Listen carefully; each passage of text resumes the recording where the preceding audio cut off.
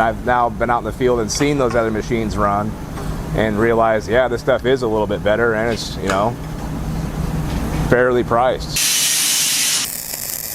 If you wait here patiently, a wild welder will come out.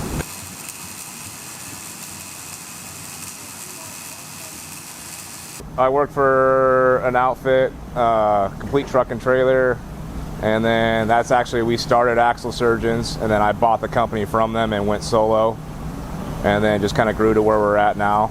And we work on everything from trucks to equipment to anything with wheels on it, we can do it. We started as just mechanics, and we needed a bunch of axles that needed to be repaired on a few trucks at the time at a different shop.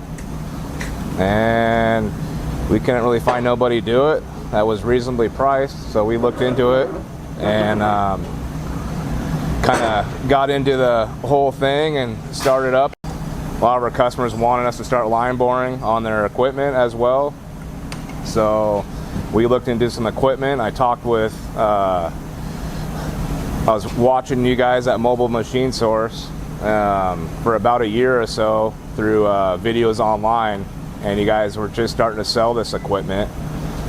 So I was really interested in it and finally talked to Reason about it a little bit. He kind of told me he's been through all the different sets of line boring gear and kind of said this is the way to go. It's, you know, reasonably priced, and which it was. At the time, you know, 5 years ago, I was shopping around and quotes I was getting was like 60 to 70 grand for some of the machines to get started, and I was like, I don't think we'd be that busy and dropping that much money down right away. So that's why we kind of went this route, because it's, you know, a fraction of that cost to get into equipment like this. Yeah, when I seen those prices and I seen your guys' prices for these, it was a huge, like, wow, okay. And then we're noticing how great, you know, how good this stuff works and no issues with anything. And then I've seen the other stuff out in the field compared to this, and I'm like, yeah, I'm really glad we went this route. I probably researched for a solid year and watched you guys grow this product, and then I bought it.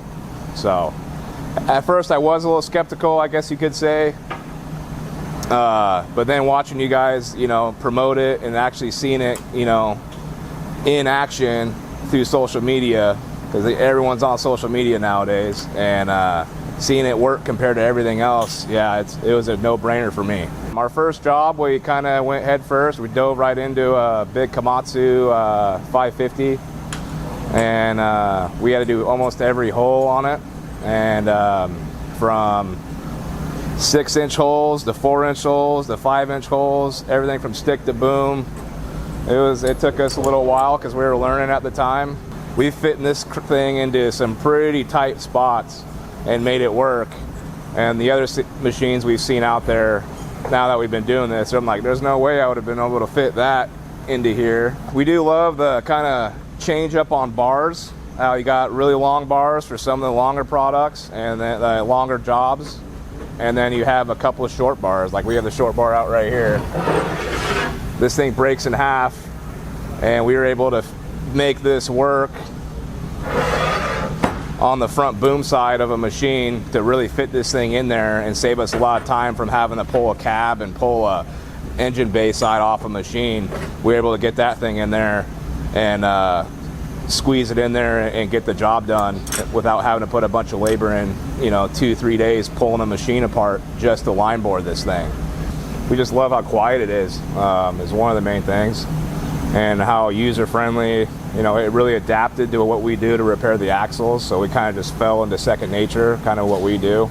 If you have this thing fixed up right, it will take some pretty hefty cuts at full speed. We've kind of experimented with it when we first got it, and as long as you have no chatter, this thing will cut. We've had it take almost half-inch out of a hole before. That's 250 to 300 thou on the bar spinning in a circle, so it was about 500-600 thousandths out of a hole. You know, real slow, but it took the whole thing. It didn't heat up. We were able to use the tip for the rest of the day. We absolutely love the torque. We use the shit out of those remotes. I got like 2 extra sets in our bag because we stepped on one of them, broke one I think already. I did, and one of them got wet when it was raining on a job.